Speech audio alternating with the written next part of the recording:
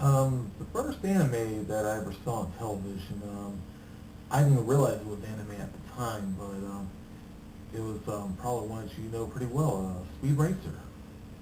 Yeah, yeah, I remember my brother and I raced home after school, to get home in time to watch Speed Racer came on there afternoons. I think it was about 3 or 3:30 in the afternoon, something like that. And we, so the school let out, it was like a mad dash to get home, so we wouldn't miss it.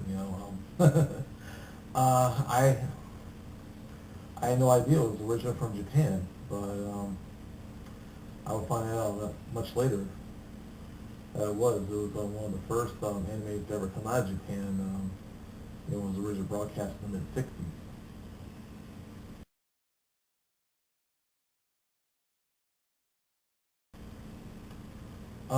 Other anime that I've seen on TV, later on, I got a pretty good look at Battle of the Planets. That was before, that was the American name for it actually, and before I found out later that was, the original title was like Science Ninja Team Gatchaman. And it went out by, it went under a couple of other names too, like G-Force and Eagle Riders and so on. But when I first saw it on TV, it was called Battle of the Planets. And, it was kind of a fun little series there, in spite of, all the changes they made to the show. I, I later found out that 7 Zark 7 and 1 Rover 1 were, were not originally part of the anime cast. That was then on by an American animation firm, I don't know, for framing purposes or whatever. I don't know. I guess Sandy Frank did quite a lot to butcher that anime, but then again, probably a good thing that Sandy did bring this over here. Otherwise, I wouldn't have had the anime fun that we do today. If nothing else, certain contributed to anime fandom here in the States. And let's see what else.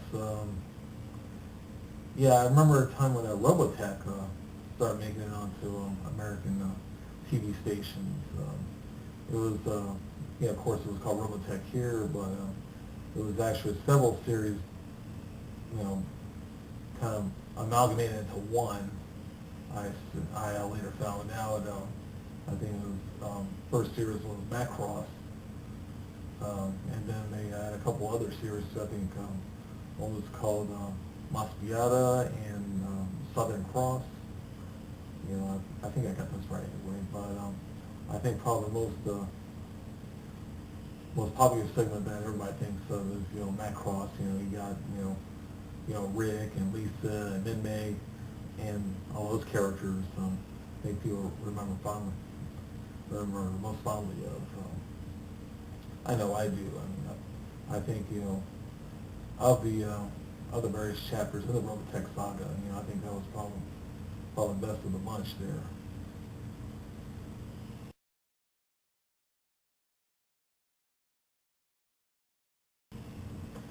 Ooh, the first anime I ever saw that wasn't on television, American television anyway.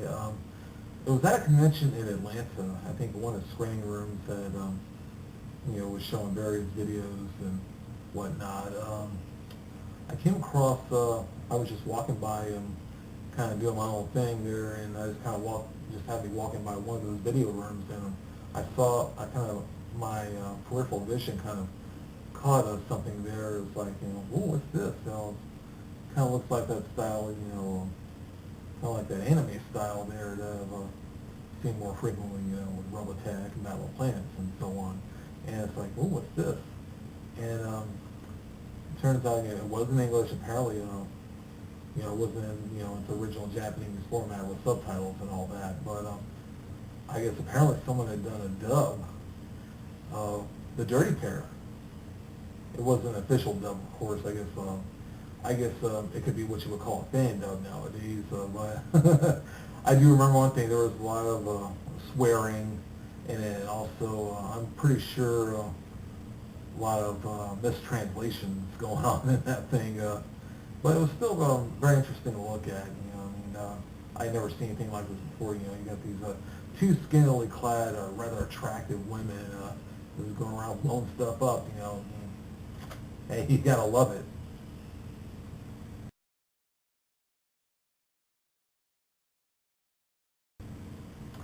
The first anime I ever bought on video, and it was VHS, of course, but I do remember, you know, sending away and ordering them.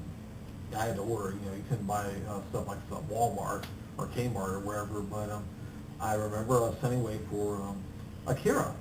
hmm Yes, this was about a couple of years after it made its theatrical release in Japan, and it made the art house circuit about a year later in the States. Uh, but you know, Akira was being made available on video. I forget, I don't know if it was Pioneer or Ryan or somebody that was releasing it on the video. It was dubbed, of course. You know, there really wasn't any market for subtitle release. But you know, I was like, man, yeah, it's pretty cool here.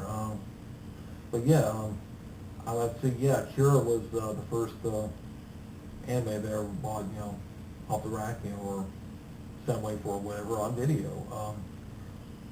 I think the second one that I purchased was something called Lensman. It's, I think it was released by Streamline Pictures, which is no longer around. And, you know, it wasn't quite as good as Akira, I thought. But, you know, then again, you know, around that time, there really wasn't a whole lot of anime being made available on the video format.